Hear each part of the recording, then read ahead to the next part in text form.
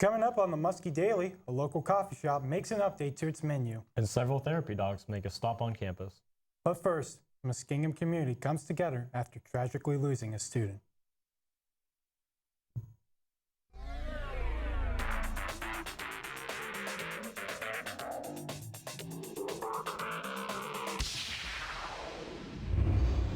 Good evening, and thanks for tuning in to the Muskie Daily. I'm Chad Holmes. And I'm Andrew Dunlap. The Muskingum community came together Wednesday night to honor a first-year student who lost his life in a car accident on Route 40. Christine Holmes has more on the story.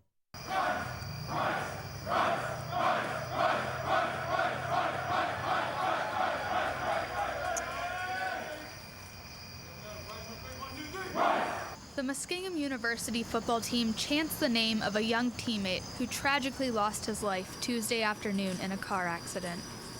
By Wednesday night, hundreds filled the 488-person capacity of Brown Chapel, some even standing in the doorway. Bryce Skoke had only been a Muskie for 7 weeks, but as University chaplain Will Mullins said during the eulogy, Bryce never met a stranger. Teammate Sam Green began the service by leading the congregation in prayer. Jordan Lee followed with a scripture reading. Then Mullins delivered the eulogy for the 18-year-old, saying he never knew Bryce, but the tears of his teammates and the laughter of his floormates made Skoke real to him. Mullins told the crowd that Bryce is more than his death, telling those in attendance to pull each other up. The service ended with a candle-lighting ceremony in memory of Skoke. Head football coach Al Logan describes Skoke as an easily likable kid. He says Skoke had an easygoing personality and brought laughter to the team. Logan says Skoke probably never would have been a standout player on the team. However, he says Skoke would have been the best teammate a player could have. Logan says Skoke truly exemplifies a fighting Muskie and what the football program is all about. For Orbit Media News, I'm Christine Holmes. According to Coach Logan, the team will be wearing stickers in memory of Skoke for the remainder of the season. He also says the ball will be dedicated to Skoke during Saturday's game at Capitol. The team is currently wearing rubber bands on their arms with Skoke's initials in his honor.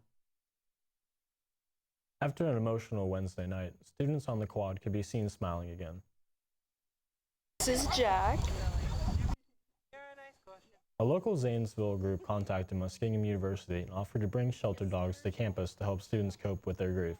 The dogs brought to the campus are being trained as therapy dogs and are waiting to be tested in order to become certified therapy dogs.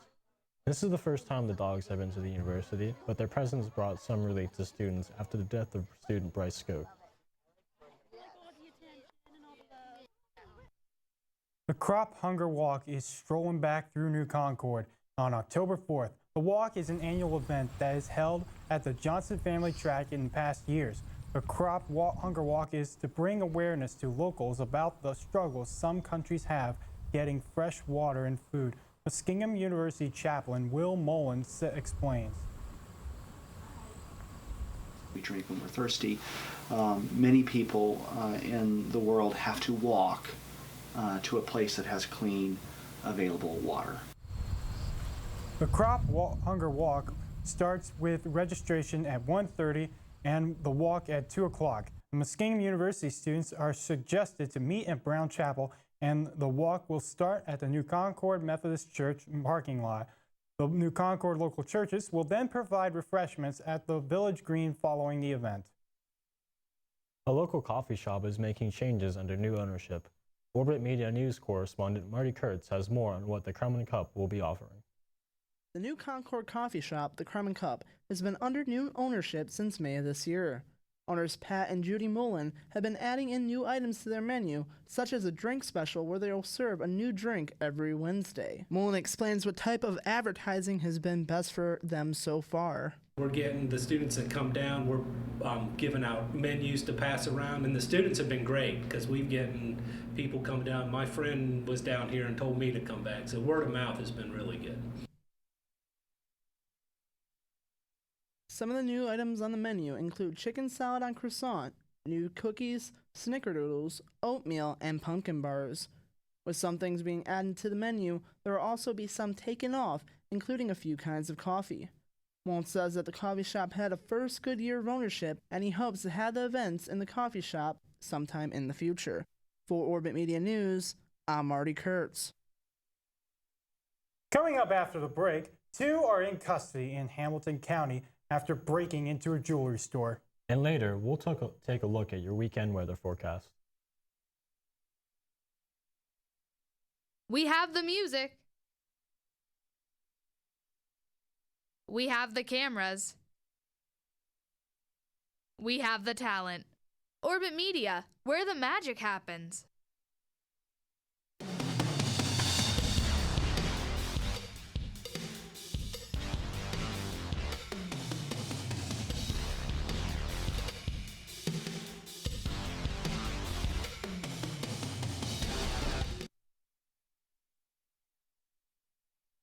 Two people are behind bars accused of stealing dozens of diamond rings from an Ohio jewelry store. One of those rings was found in a pretty unusual place thanks to modern technology. John Genovese explains.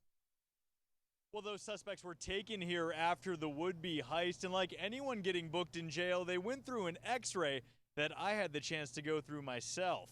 A smash and grab job with the catch in a stuck elevator. Investigators quickly cuffing Leroy Bridgman and Marcy Young. But at first, they could only recover 26 of the 27 stolen diamond rings. I don't think she quite thought we would find that. The missing rock in a place our eyes simply can't see. We saw it through the scan.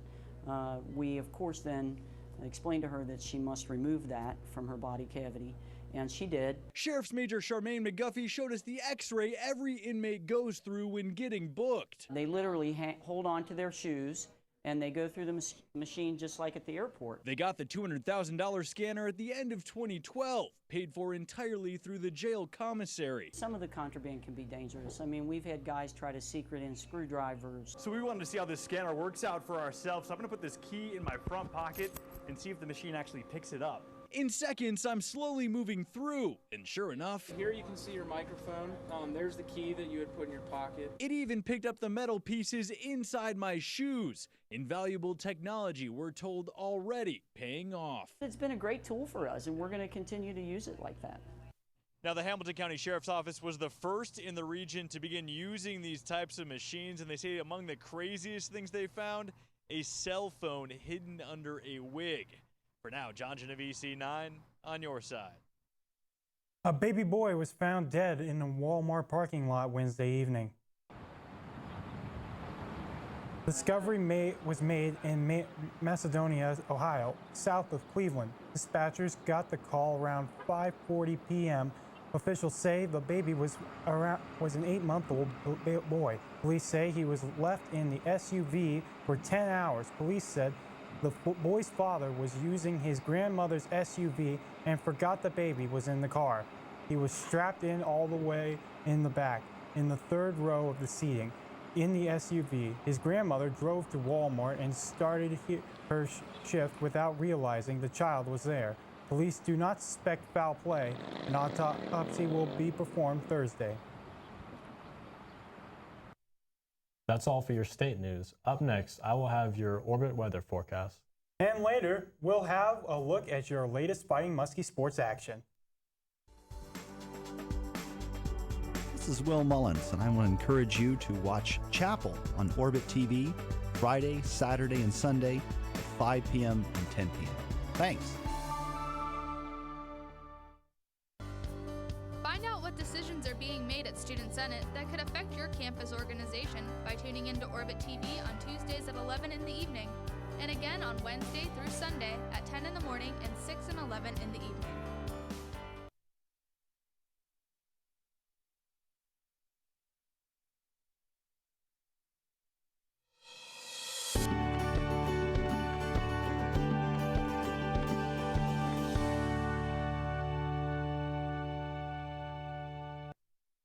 Well, these first few days of fall have been pretty warm, but will it last? Tonight will be mostly clear, but with temperatures will be getting a bit cold to about 55 degrees. Tomorrow will be mostly bright and sunny during the day with a warm 77 degrees. Tomorrow night will mostly cloudy, not so warm 58 degrees. Now here's a look at your extended forecast.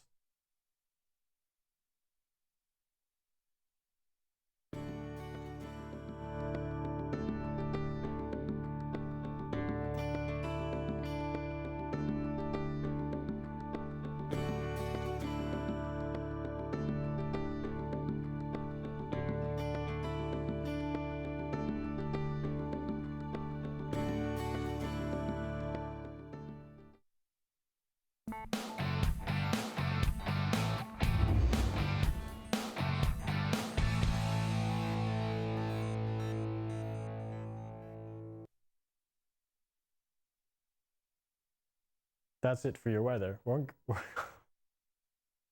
The Muskie football team fell hard on the road to second-ranked Mount Union in Alliance on Saturday, 56-0. The Muskies only managed to put up 69 yards of total offense on the night, crossing midfield just once. The Purple Raiders were led by offensively the trio of quarterback Torrey Scott, running back Bradley Mitchell, and receiver Roming Namdar. With the loss, the Muskies fall to 0-2 on this season and will travel to Capital this week for the first night game in the history of Burnlore Stadium.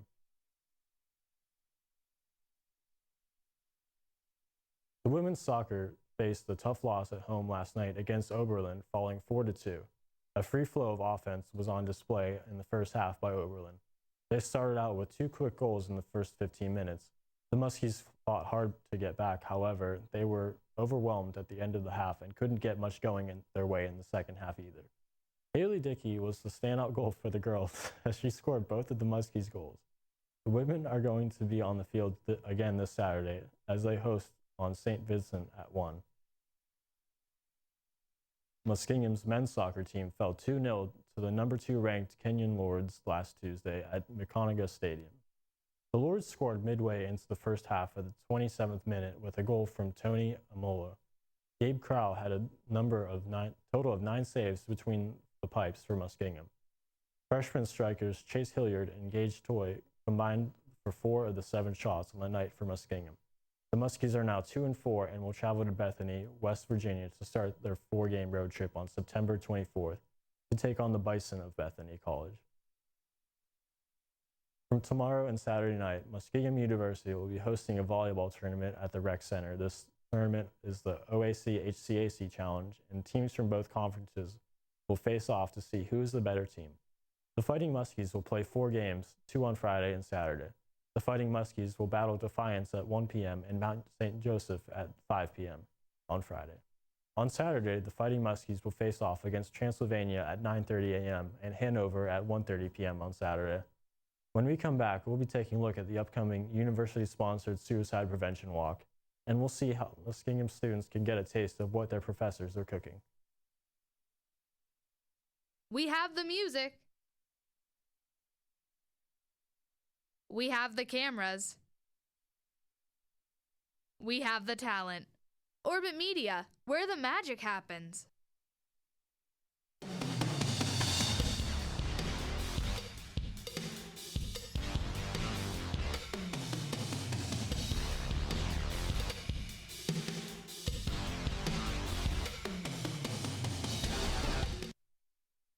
There will be a suicide prevention walk on Sunday, September 27th.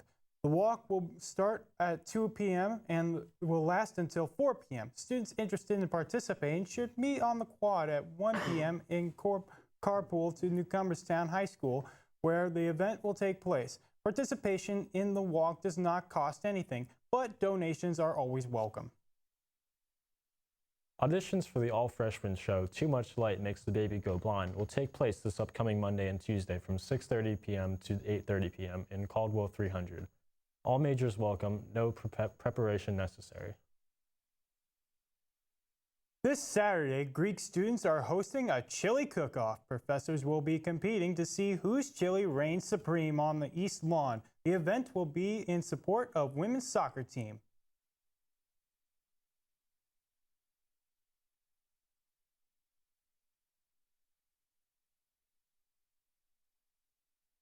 That's all for this edition of Muskie Daily. Be sure to pick up a copy of the Black and Magenta. Have a good night in the Concord.